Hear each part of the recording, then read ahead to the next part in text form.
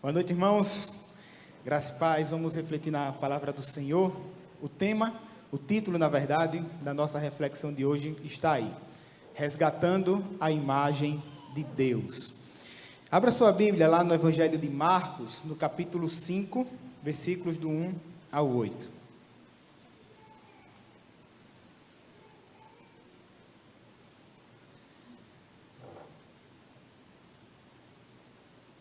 Marcos capítulo 5, versículos do 1 ao 8, diz assim a palavra do Senhor.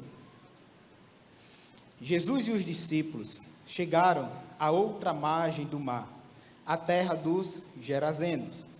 Ao desembarcar, logo um homem possuído de espírito imundo veio dos túmulos ao encontro de Jesus.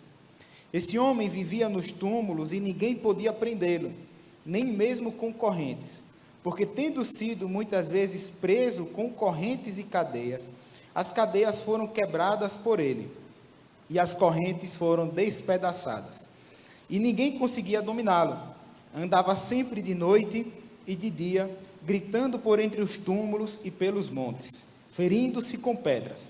Quando de longe viu Jesus, correu e prostrou-se diante dele, gritando em outra voz: O que você quer comigo, Jesus, Filho do Deus Altíssimo? Por Deus, peço-lhe que não me atormente. Ele disse isso porque Jesus tinha dito a ele: Espírito imundo, saia deste homem. Palavra do Senhor, que Deus aplique a sua palavra em nossos corações. Sabe, irmãos, eu tenho me impressionado e parado para perceber meio que um fenômeno que acontece por aí afora, principalmente na internet, que é a quantidade de pessoas que têm usado Jesus como referência para alguma coisa.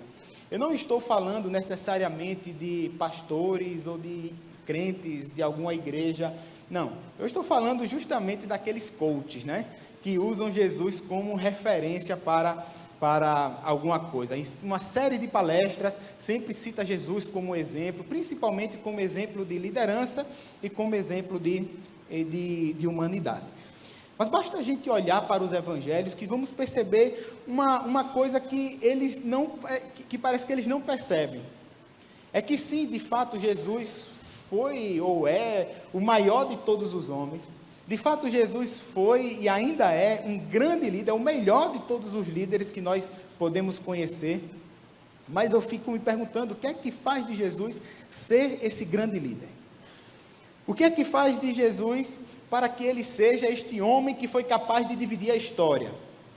O que é que faz com que Jesus seja aquele líder que muitos querem se espelhar e que muitas vezes, quando nós vamos liderar alguém, nós buscamos seguir o exemplo de Jesus? O que é que faz Jesus ser quem ele é? Existe uma série de fatores.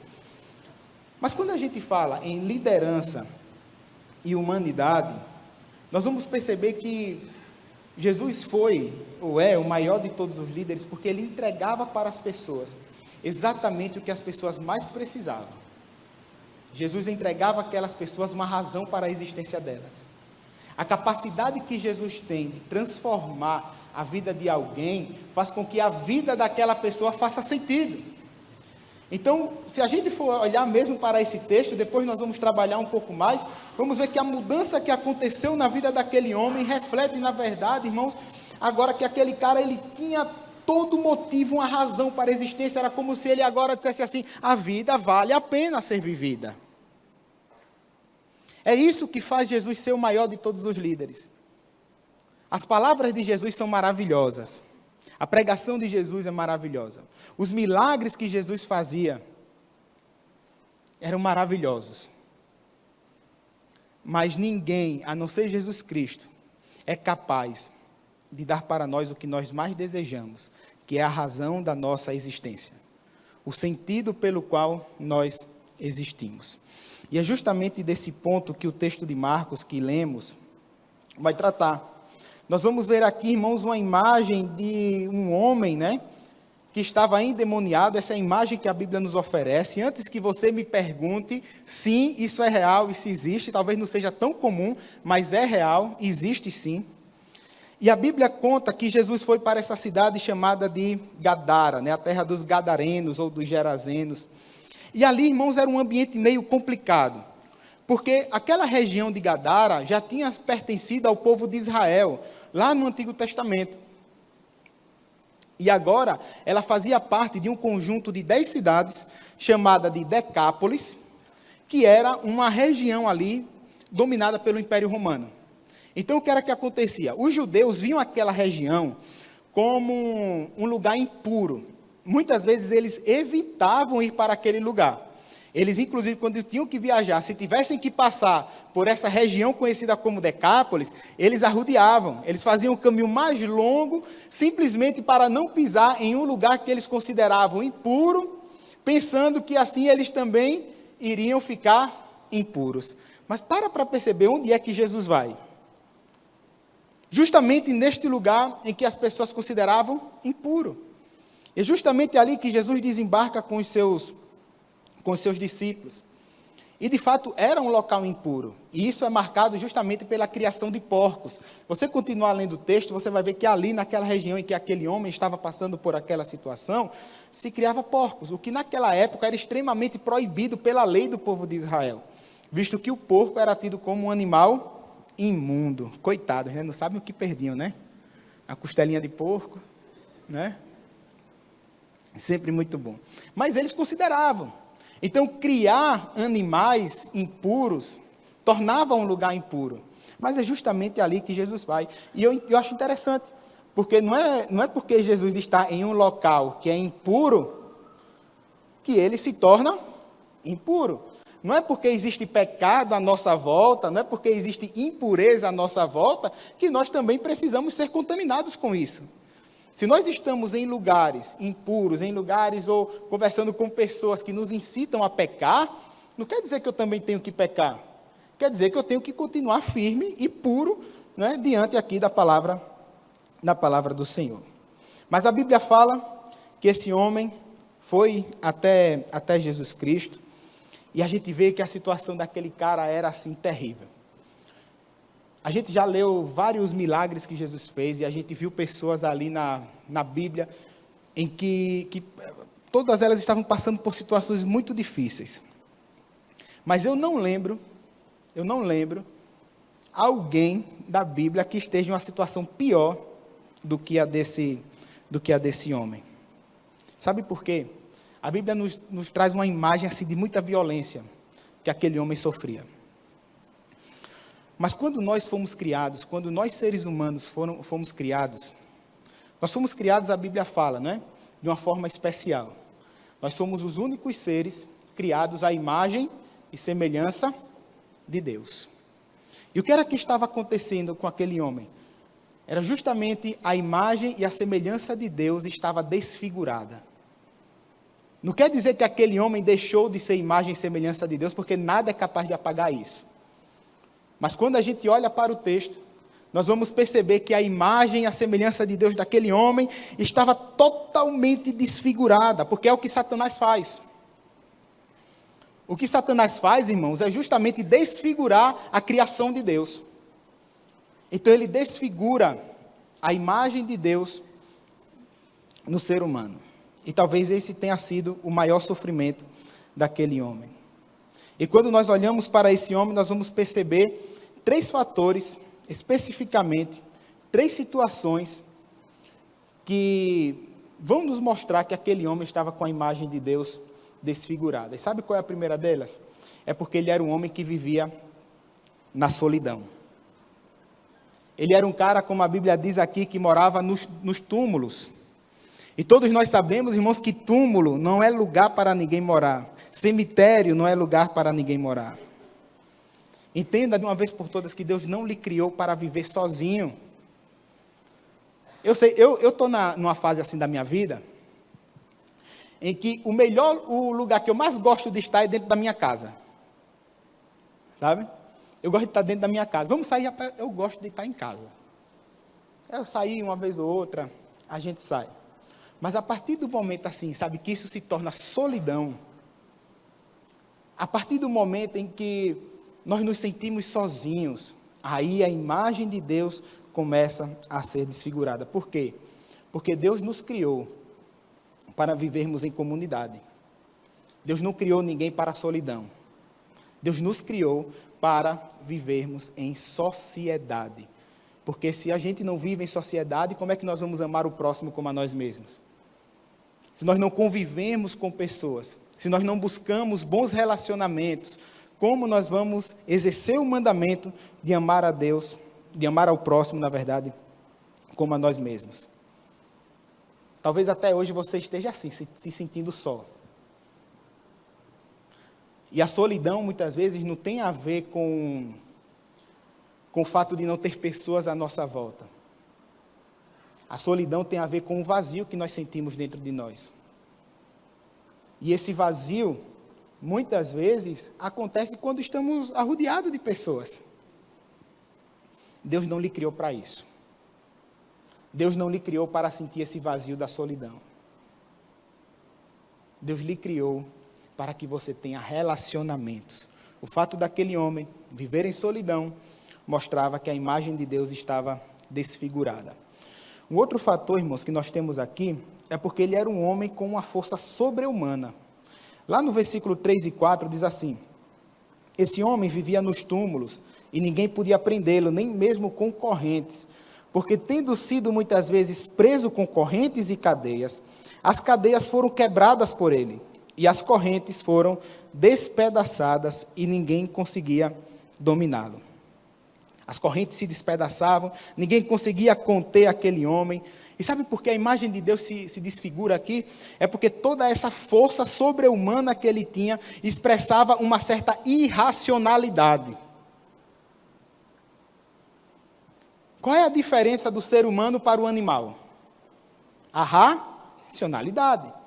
E o que proporciona a racionalidade em nossa vida é justamente o fato de sermos imagem e semelhança de Deus.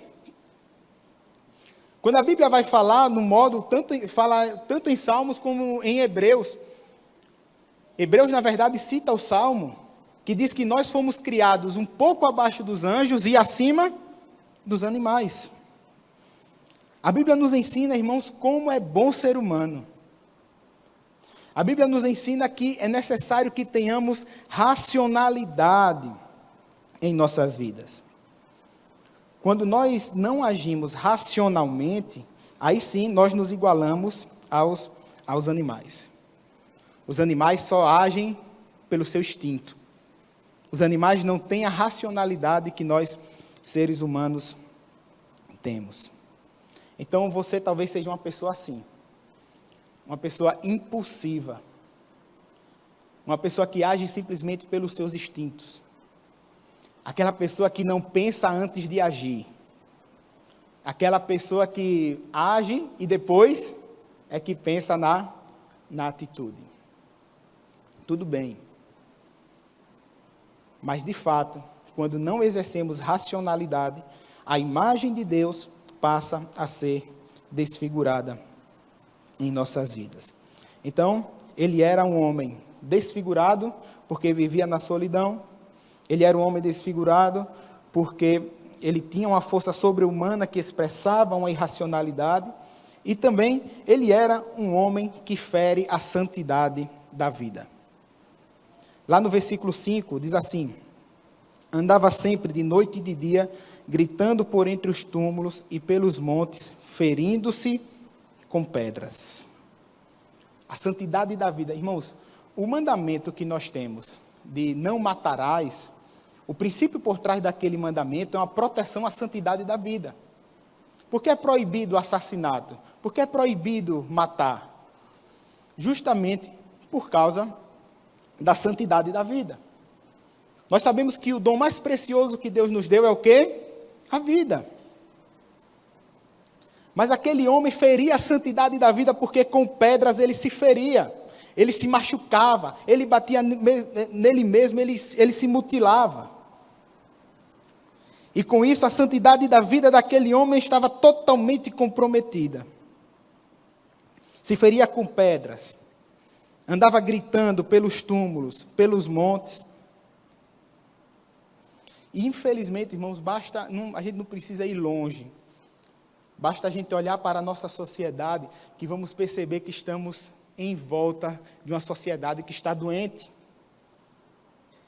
uma sociedade que vive se inferindo à santidade da vida. A gente vive numa realidade em que homem não sabe se é homem, mulher não sabe se é mulher. Ser homem e ser mulher é um chamado de Deus para a nossa vida, irmãos. A partir do momento que eu me desvio desse caminho, eu estou desfigurando a imagem de Deus na minha vida. E o pior não é nem isso. O pior é que agora tem o ser humano que quer ser gato, que quer ser cachorro. E é como se tudo fosse normal. É como se fosse normal. A santidade da vida sendo ferida, a imagem de Deus sendo desfigurada e muita gente aplaudindo. Muita gente aplaudindo. E muitas vezes nós que conhecemos a verdade, nós cristãos que conhecemos a verdade, não fazemos nada diante disso. Porque se nós conhecemos a verdade, que é a palavra de Deus, nós temos a responsabilidade de pregar essa verdade para que mais pessoas possam ser alcançadas pelos princípios do reino de Deus.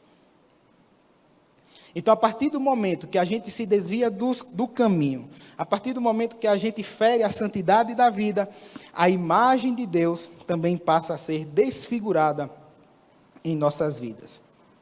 E como igreja de Cristo, nós temos a responsabilidade de pregar a verdade, de combater sempre com amor pensamentos que ferem a santidade da vida.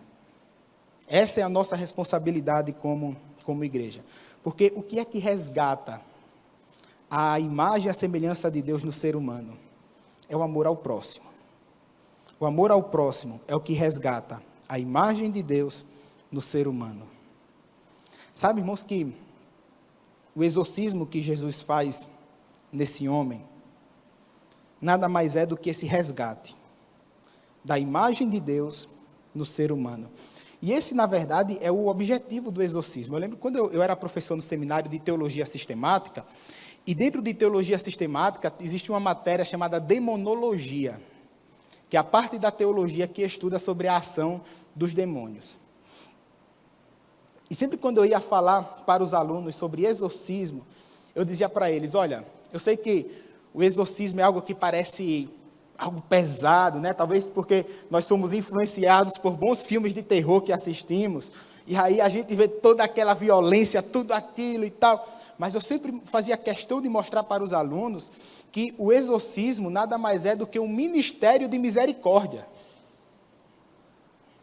É um ministério de misericórdia.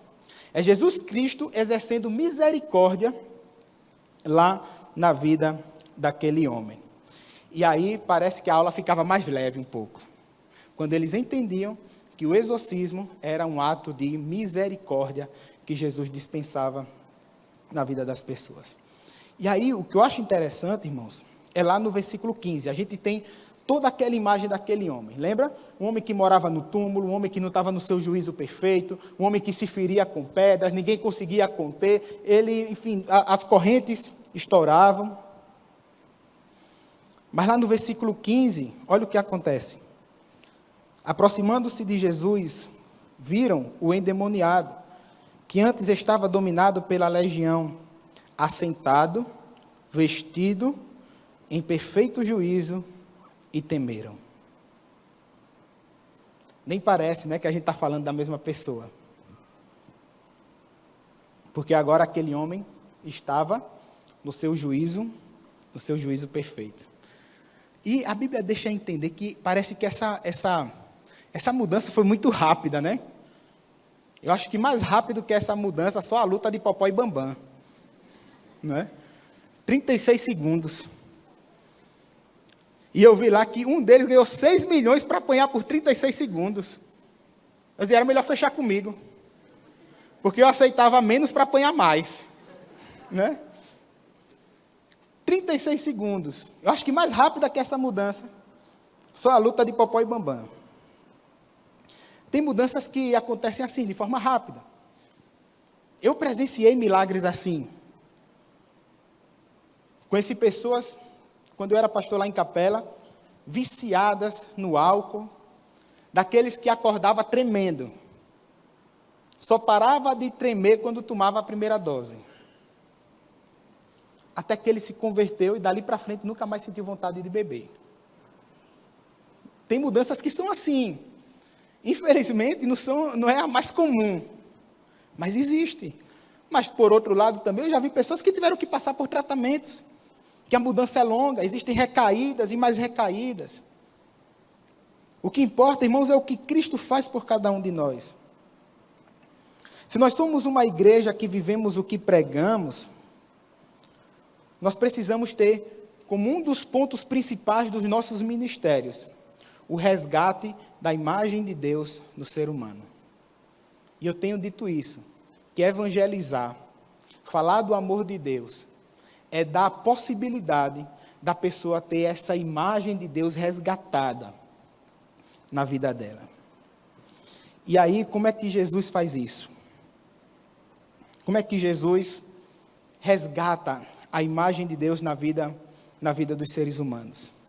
Quando Jesus faz esse exorcismo, a Bíblia diz que ele pega aqueles espíritos imundos que estavam naquele homem, aqueles espíritos vão para os porcos, e os porcos terminam se jogando de um barranco e morrendo afogado. A atitude de Jesus de colocar os espíritos imundos nos porcos, e os porcos depois morrerem afogados, justamente era Jesus purificando aquele ambiente que pertencia por direito ao povo de Israel. Através do ato de misericórdia do exorcismo, irmão, Jesus resgata a imagem de Deus naquele homem. Então, Jesus resgata a imagem de Deus amando pessoas difíceis de serem amadas. Está vendo por que Jesus é o maior de todos os líderes? Porque ele resgata a imagem e a semelhança no ser humano, amando pessoas que são difíceis de serem amadas. Para aqui e pensa comigo, era fácil amar aquele cara? Era difícil. Naquela situação, talvez fosse a pessoa mais difícil ali de ser amada. E sabe que muitas vezes a gente ainda tem aquele hábito de escolher a quem nós vamos amar. Não escolha quem você vai amar. Porque Jesus Cristo, irmãos, ele amava pessoas que eram difíceis de serem amadas. Lembra o que Jesus fala lá no Sermão do Monte, Mateus capítulo 5, do 46 ao 48. Ele diz assim: porque se vocês amam aqueles que os amam, que recompensa terão? Os publicanos também não fazem o mesmo? E se saudarem somente os seus irmãos, o que é que estão fazendo demais? Os gentios também não fazem o mesmo? Portanto, sejam perfeitos como é perfeito o Pai de vocês que está no céu. Sabe, irmãos, a gente não resgata a imagem e a semelhança de Deus no ser humano, amando pessoas que são fáceis de serem amadas. É claro que amar pessoas fáceis de serem amadas é muito bom, é uma maravilha. Só que eu acho interessante, irmãos, o modo como parece que Jesus preferia as piores pessoas para estar com ele. Como Jesus se aproximava de pessoas que eram rejeitadas pela sociedade. Como Jesus se aproximava de pessoas que eram realmente difíceis de serem amadas. Então, o fato de Jesus amar pessoas difíceis de serem amadas, fez com que aquele homem tivesse a imagem e a semelhança de Deus renovadas em sua vida. Isso tem que ser prioridade na nossa missão. Mas Jesus resgata a imagem de Deus, atribuindo valor a quem não tem valor algum. Pare e pensa comigo, qual era o valor que aquele cara tinha? Uma pessoa que vivia nos túmulos, se ferindo, gritando. Se ele estava naquela situação, provavelmente nem a família mais aguentava. Aquele cara não tinha valor nenhum. Mas o fato de Jesus parar, atender a necessidade daquele homem, exercer misericórdia na vida dele, já mostra que Jesus atribui valor a quem não tem valor algum. Já mostra como é importante a gente parar e perceber o valor que o ser humano tem. E para isso nós precisamos aprender a olhar para as pessoas como Jesus Cristo olhou. Porque a pior coisa que nós podemos fazer, sabe o que é? É a gente olhar para uma pessoa e ver só o que ela tem para oferecer naquele momento. Jesus não fazia isso. Sabe que muitas vezes, irmãos, Jesus ele não está nem preocupado com quem nós somos. Jesus está preocupado com o que a gente pode ser. Quando Jesus olhava para aquele cara, ele não via simplesmente uma pessoa que estava endemoniada. Quando Jesus olhava para Zaqueu, ele não via um ladrão, ele via o que Zaqueu podia se tornar. Quando Jesus olha para aquela mulher que foi pega em adultério, ele não via simplesmente ali uma pecadora, ele reconheceu o pecado dela, aquela mulher estava pecando, mas ele olha o que a pessoa pode se tornar. O que era que Pedro tinha para oferecer naquele momento em que ele estava no barco pescando? Há quem diga, irmãos, que quando Pedro conheceu Jesus, Pedro mal sabia ler. Mas Jesus não considerava só o que a pessoa tinha naquele momento, Jesus considerava o que a pessoa podia se tornar. Por isso que tantas pessoas, por isso que ele era conhecido como alguém que andava com cobradores de impostos.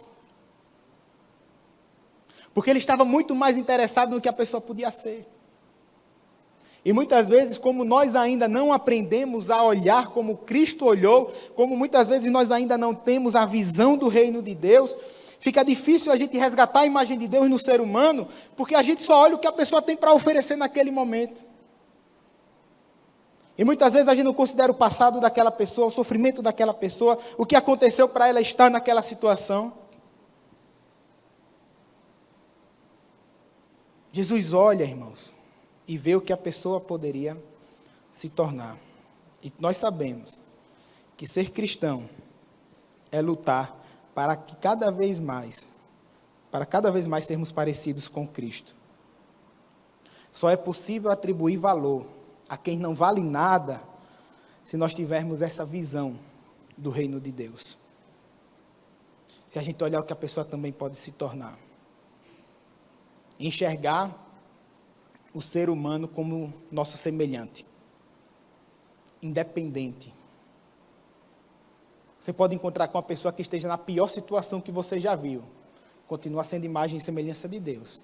É seu irmão, é seu semelhante, você não é melhor do que ele em nada. Eu não sou melhor do que ele em nada. Somos iguais perante o nosso Senhor. E existe uma última forma em que Jesus resgata a imagem de Deus na vida daquele homem. É porque Jesus transforma o endemoniado em um missionário. Esse é o final da história dele. Está lá nos versos 18 a 20. Quando Jesus estava entrando no barco, aquele que antes estava possuído pelos demônios pediu com insistência que Jesus o deixasse ficar com ele. Jesus, porém, não permitiu, ao contrário, ordenou-lhe: vá para a sua casa, para os seus parentes, e conte-lhes tudo o que o Senhor fez por você e como teve compaixão de você. Então ele foi e começou a proclamar em Decápolis tudo o que Jesus lhe tinha feito, e todos se admiravam. Veja o que Jesus faz. Antes, aquele cara era endemoniado. Estava possesso por espíritos imundos. Agora, ele era o quê? Um missionário. Tudo isso só aconteceu porque Jesus amou pessoas difíceis de serem amadas e porque Jesus atribuiu valor a quem não tinha valor algum.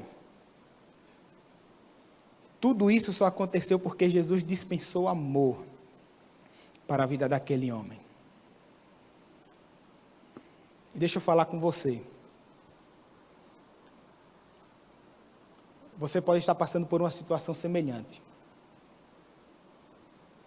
Você pode ser uma pessoa hoje em que os outros dizem que você é difícil de ser amado. Você hoje pode estar passando por alguma situação em que as pessoas não enxergam o seu verdadeiro potencial.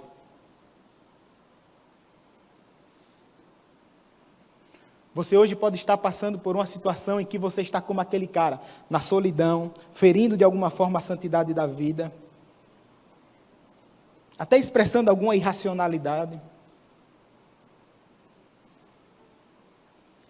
tem alguém que é especialista em amar pessoas que são difíceis de serem amadas.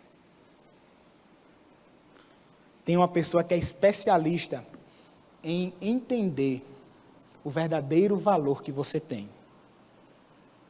Talvez você esteja até sofrendo por causa disso. E eu fico pensando, sabe, irmãos, que para aquele cara estar naquela situação, muita coisa ele deve ter passado. A gente não sabe, né, por que aquilo aconteceu com ele, por que ele de repente ficou possesso por espíritos imundos. Mas ele deve ter sofrido muito, até mesmo antes disso. Mas a história dele termina diferente. E o que eu tenho para dizer para você hoje é que a sua história não precisa terminar do mesmo jeito que começou. A sua história não precisa terminar do mesmo jeito que começou. Hoje você pode estar sofrendo. Tem alguém que vai enxergar o seu valor. Tem alguém que vai lhe amar, mesmo você sendo difícil de ser amado. E esse alguém é quem? Jesus Cristo. Ele não vai lhe decepcionar, eu tenho certeza disso. Tantas histórias nós temos na Bíblia, de pessoas que estavam totalmente perdidas e Jesus resgata. A história de um endemoniado termina com ele se tornando um missionário, alguém que pregava a palavra de Deus. E essa história também pode ser nossa. Jesus Cristo transforma a nossa vida, irmãos, ao ponto de nos dar a razão da nossa existência. Por isso eu vou pedir ao grupo de louvor que toque a melodia da música, que nós iremos cantar agora. E você vai fechar os seus olhos. Nós vamos cantar Jesus Cristo mudou o meu viver. Porque Ele muda o nosso viver. Ele transforma a nossa vida. Feche os seus olhos, ore silenciosamente a Deus. Fale com Ele, peça perdão. Talvez você tenha sido já desacreditado, estava passando por toda aquela situação difícil, até mesmo talvez em casa, as pessoas não reconhecem o seu valor, as pessoas lhe acham difícil de ser amado. É o Senhor quem pode mudar toda essa realidade.